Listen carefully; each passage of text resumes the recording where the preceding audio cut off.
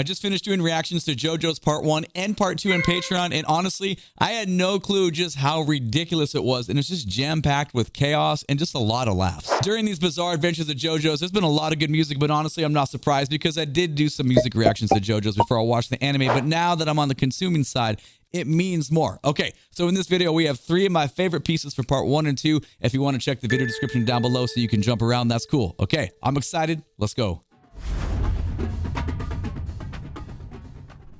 All right, first up is Pierrot Headroom.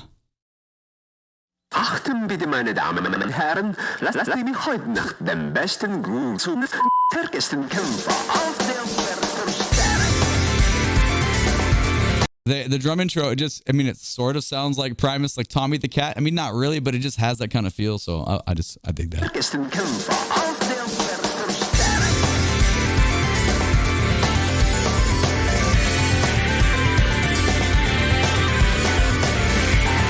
It's almost, man, like I felt like I was like, wait, are these odd meter time signatures? It's enough syncopation from the drummer, but we're just grooving. We're grooving right here. And the bass is so like, the bass synth is so fuzzy. It has kind of like a jam band property to it, but it grooves though. It's very, very, it's in the pocket for sure.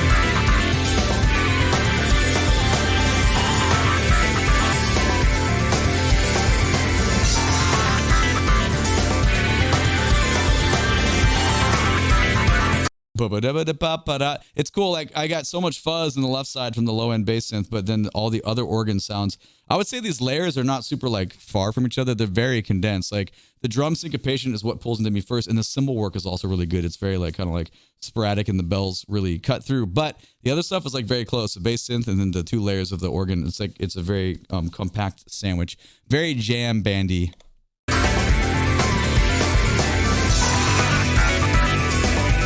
Push up.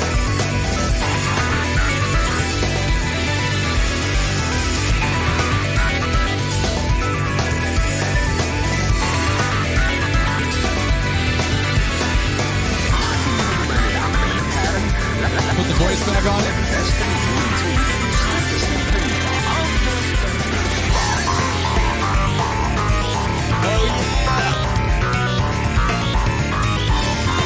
That's why this stuck out to me in the episode.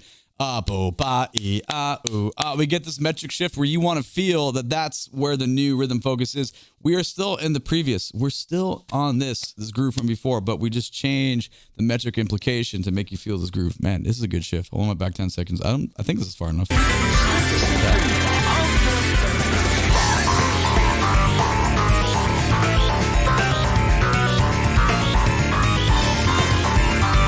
Oh my God, dude.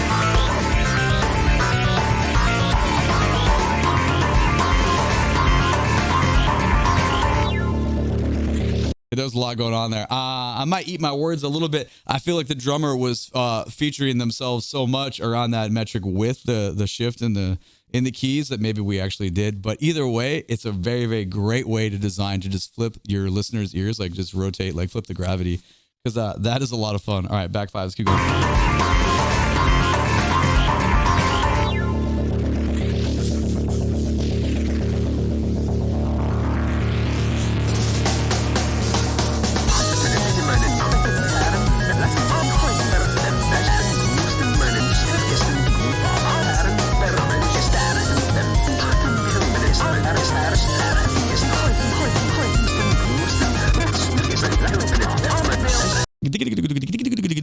That was very cool. Did you hear that little shift there with the all the edited stuff in there?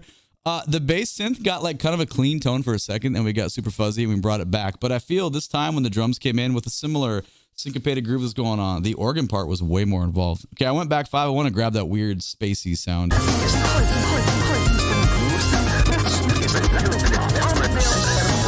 dude, that's cool.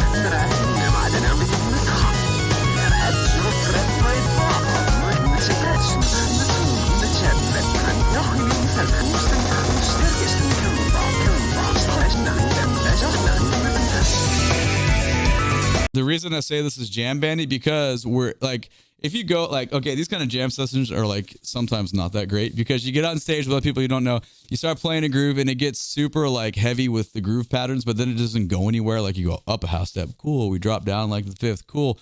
And not too much happens. But Ideally, in that situation, you have a drummer like that's in this recording, because when that can happen and we get someone that starts really kind of taking the groupings and playing over the bar line a little bit and just moving the groove around, then it's cool. That doesn't happen that often, unfortunately, in jam bandy situations. Usually it's just a lot of pocket playing, and it goes on for way too long. Those of you that are musicians in the comments, you know, you've been there. And there's also, but then you go to the good ones and it restores your faith in the jam session, you know, depending on what the venues you're going to. Sorry, that's completely unrelated. I'll stop. My bad. Back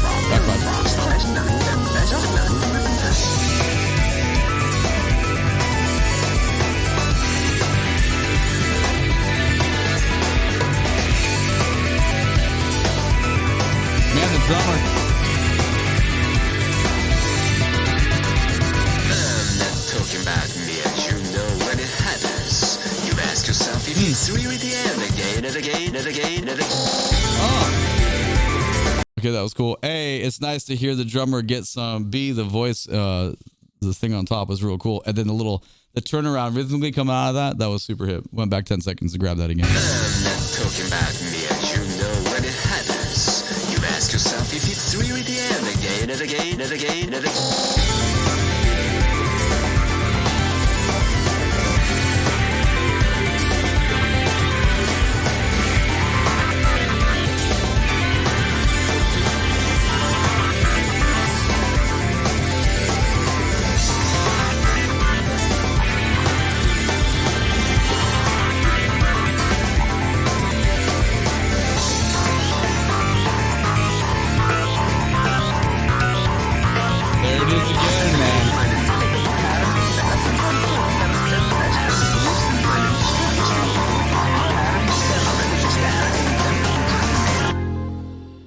Man, what a great piece of music. All right, here we go. Next up is Burning Colosseum.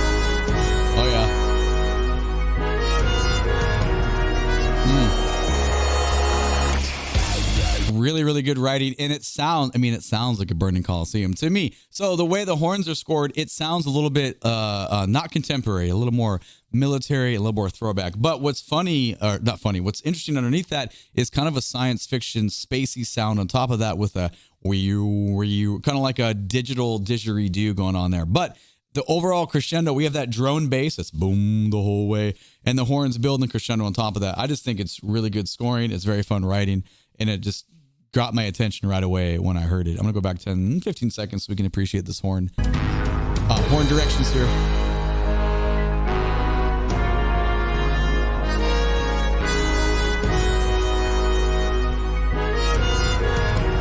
Oh yeah, nice shift.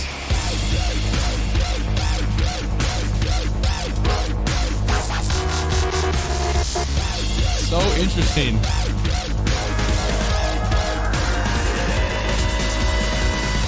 That's wild, because now we get whoa. It's almost like dubstep. We got our wubby wubbies, but you get stabs with the like horn section that are like sound legit, like real for a bit, but then they get manipulated by such short staccato, like digital repetition rhythms that it's like edited in the DAW, but it sounds really good though. It's like a great mix. That's why I think the folks involved on the just where the music design is going is really good stuff. Just go back 10 seconds and just listen to how the horns are working with our dubstep sounding didgeridoo wah wah sound.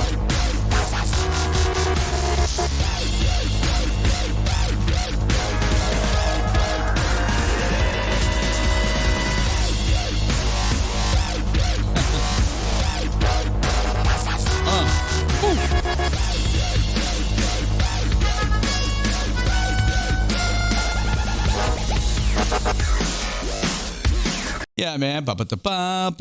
We have like typical like, brass fanfare kind of things, which you have a lot.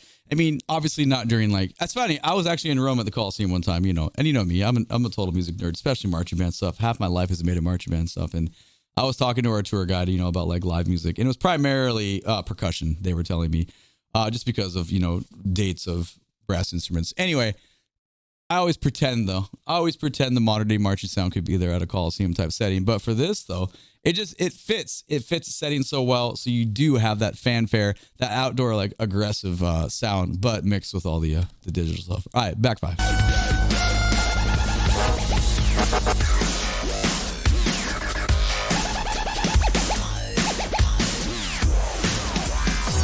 That's wild.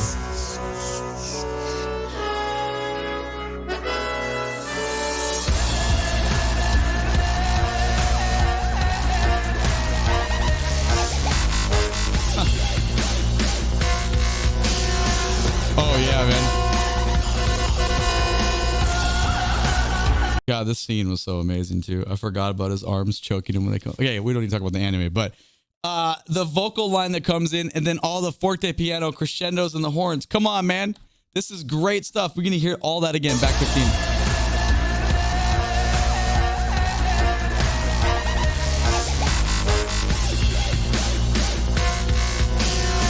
Did you hear that though? Ba. This is our focus. And then ba. We switch to this like elongated backbeat. And that's where the little horn swell comes in. Matt, just great percussion design to just accompany all that. Sorry, back five. I know we're stopping a lot, but there's so many good little things you got to do.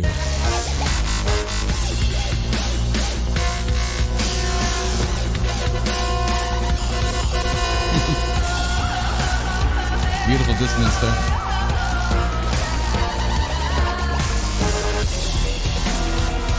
Oh.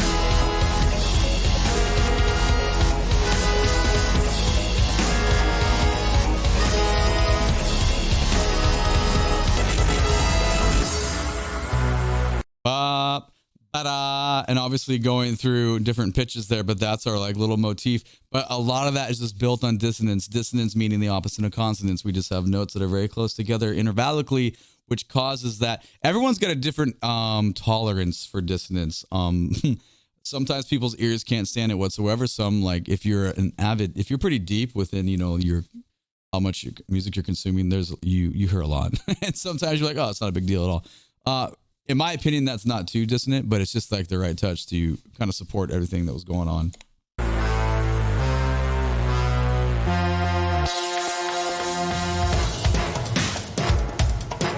What a shift. The bass line is amazing.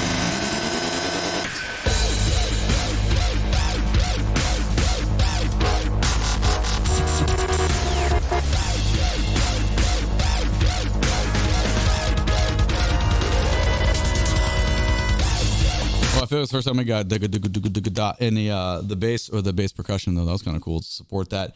I went too far. I should have stopped and went back, but it almost felt like we had a Dies Irae bass line there in that transition, but it's okay. You can go back. You can let me know what you think, but it was definitely very powerful though.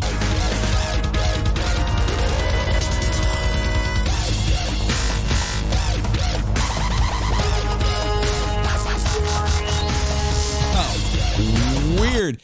Ba, ba, ba, ba. Big triplet figure into a long note there, but then wow, it like changes with the sorry, I don't speak sound design stuff because I don't have any experience with manipulations within DAWs. Like that's not my thing, but I can sure as hell appreciate it though. It's very cool sounding.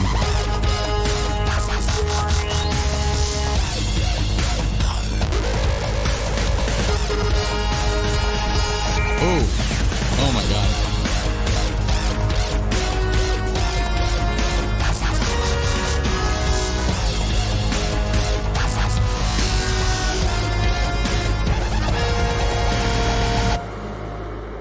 What a great piece. Seriously, what a great piece of music. That is a lot of fun to listen to.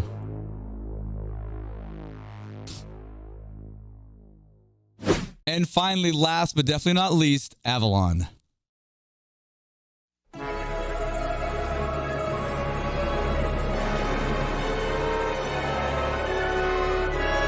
Oh.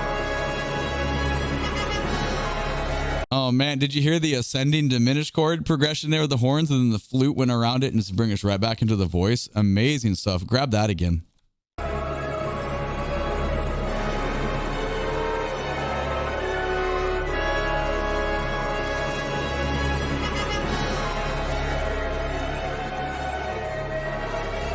Ooh.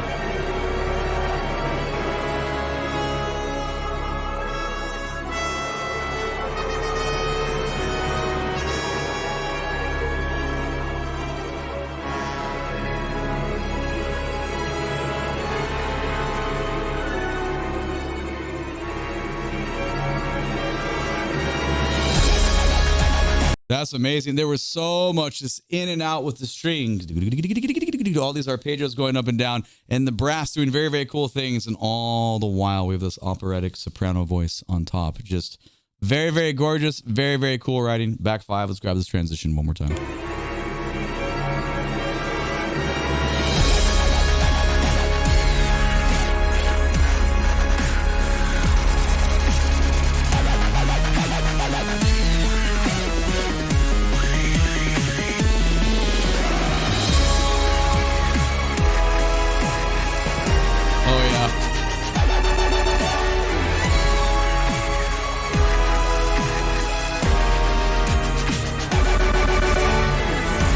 JoJo's so good with this stuff, man. We use this everywhere. It's very famous interval. It's very powerful melody, but it's against like the dubstep stuff that for me just makes it feel different than any other setting that I've heard it in. I just dig that though. Like it's cool. Like I feel like it's a good fusion of styles there.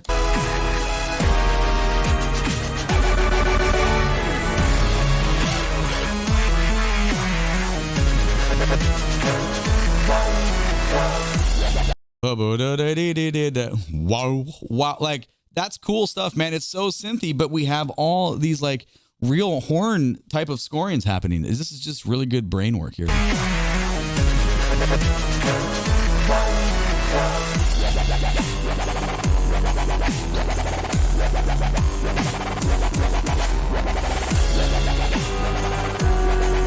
Similar stylistic stuff here.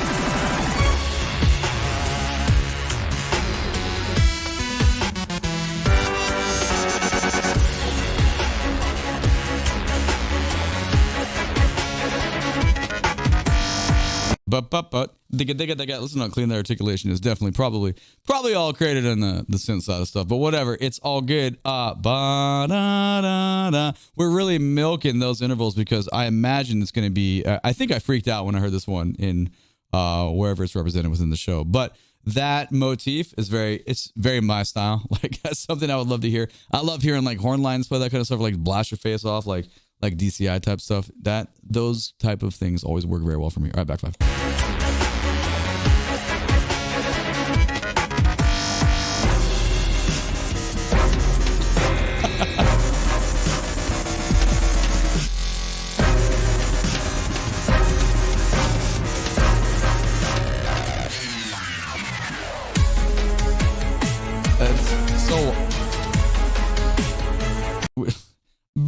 We transfer out of that into our like little James Bond sounding lick here. It's so funky because I've already said it like 5 times in this whole video, but I just need to keep praising the amount of inclusion of like traditional string and horn scoring styles with all the like dub, whatever. What is that fusion called where you use kind of like an orchestral setting mixed with dubstep settings? Because I don't know. There's too many. I swear to God, people just, I mean, you can like look at anything. There's like 25 different definitions for one style of music. So I imagine there's quite a few. I don't know. You tell me.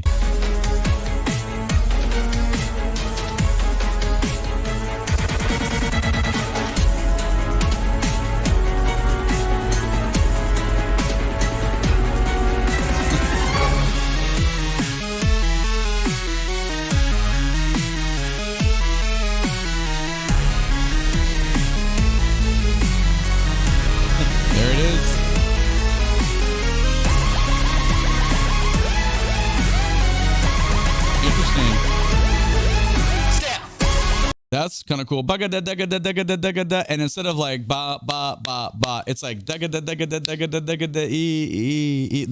just a little rallentando on the way that next rhythm is delivered to you. That's pretty cool. I'm gonna go back 10 and grab that again.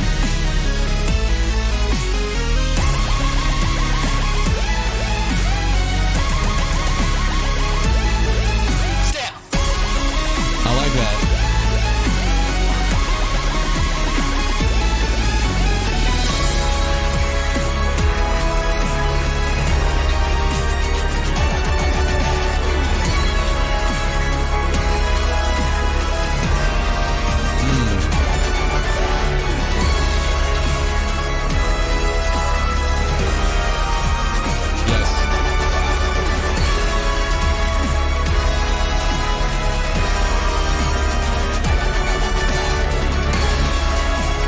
Wow, that's super loud. That's like fortissimo. Everything's playing there. It's going, and then somehow we're sneaking the big operatic voice line. It's kind of getting lost in the sauce a little bit. Definitely not sitting on top of the mix. Tone wise, I feel like it's the highest, but it's just not dynamic wise. Very interesting.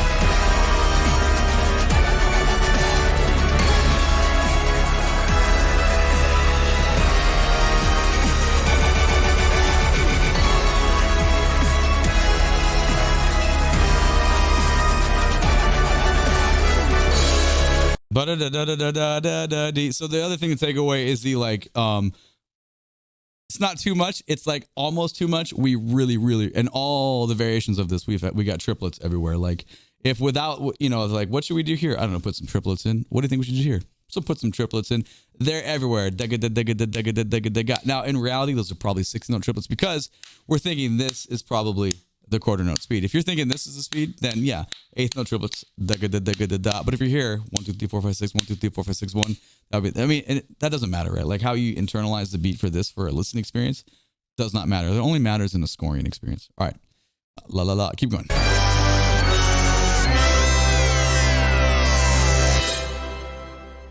Oh, that was the end. Sorry.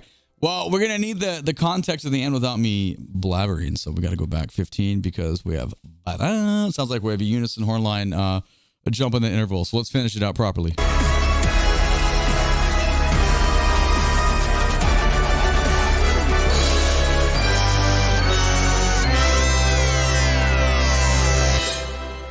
There we go. Much better that time. Sorry. I know we stop a lot. I know I talk a lot, but this is great. Finito. Thank you, JetMan. Appreciate that. So with this one, what's your favorite? I can let you know that the one we just listened to, that is definitely my favorite. They're actually in the order. That was 3 for me. Actually, being the second one was my second favorite. And then the first one was I'm not going to say least favorite because I liked all of them so much. I want them in the video. But if I had to like put them. So anyway, that's me. Let me know what you think. My name is Drumroll Tony. Make sure to catch me on live on Twitch. You can find a link to my socials down in the video description below. Check out the Patreon. We have so much anime content on there. Thank you so much for watching. I appreciate you. YouTube thinks you should watch this video next. Please and thank you. Click that like button. Subscribe to the channel so you can catch the next one. Have a great day. Goodbye.